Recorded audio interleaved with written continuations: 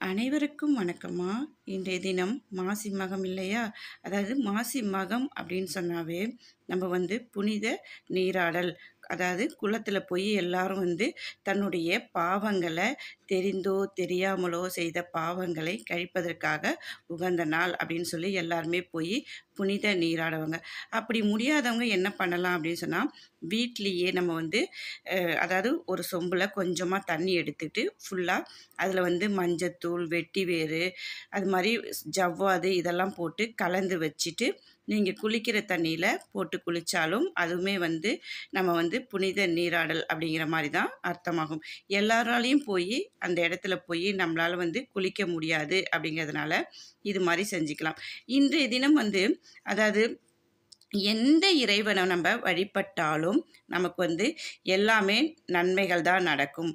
இன்றைய தினம் நம்ம தெரிந்தோ தெரியாமலோ செய்த பாவங்களை நம்ம கழிப்பதற்கு ஒரு உகந்த நாள் அப்படின்னு கூட நம்ம சொல்லிக்கலாம். ஏன் அப்படின்னா, ஏதாவது ஒரு ரூபத்தில் நம்ம நம்மளை அறியாமலே சிலருக்கு ஏதாவது ஒன்று செஞ்சுருக்கோம், அது கூட பாவத்தில் போய் முடியும்.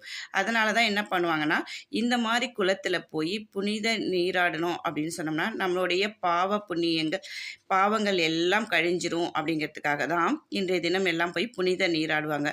அப்படி இருக்கும்போது நம்ம என்ன பண்ணுறோம் அப்படின்னு சொன்னோம்னா, இன்றைய தினம் மாசி மகம் இல்லையா? அதனால் போயிட்டு குளிச்சுட்டு முடிஞ்சால் அந்த குளத்தில் போய் குளிக்க முடிஞ்சால் குளிக்கலாம். அப்படி இல்லைன்னா வீட்டிலே குளிச்சுட்டு சிவபெருமானை வழிபட்டுட்டு அதோடு இன்று மாசி மகத்தோடு சேர்ந்த பௌர்ணமி வருது. பௌர்ணமி மாலையில் வரும்போது நான் சொல்கிற இந்த விளக்கை நீங்கள் ஏற்றீங்கன்னா நீங்கள் என்ன நினைக்கிறீங்களோ அதை அடுத்த மாசி மகத்துக்குள்ளே கண்டிப்பாக நடந்தேறும் அப்படிங்கிறது ஒரு பெரிய நம்பிக்கையோடு செய்யுங்க. எந்த பதிவு நம்ம போட்டாலும் நம்ம பார்த்துட்டு அதை நம்பிக்கையோடு செய்தால் மட்டும்தான் அதுக்கான பலன் நமக்கு கிடைக்கும். அதுக்காக தான் இந்த பதிவு போடுறேன்.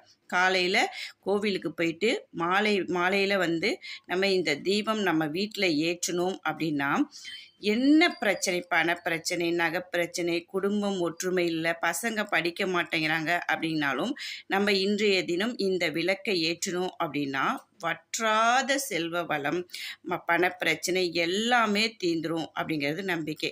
அப்போ அந்த விளக்கில் நம்ம என்ன போட்டு ஏற்ற போகிறோம் அப்படின்னு சொன்னோம்னா, ஏலக்காய்.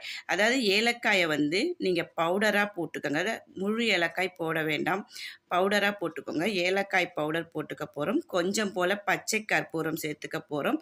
அதோடு ஒரே ஒரு கிராம்பு சேர்த்துக்க போகிறோம். அவ்வளோதாங்க நம்ம போடுறது.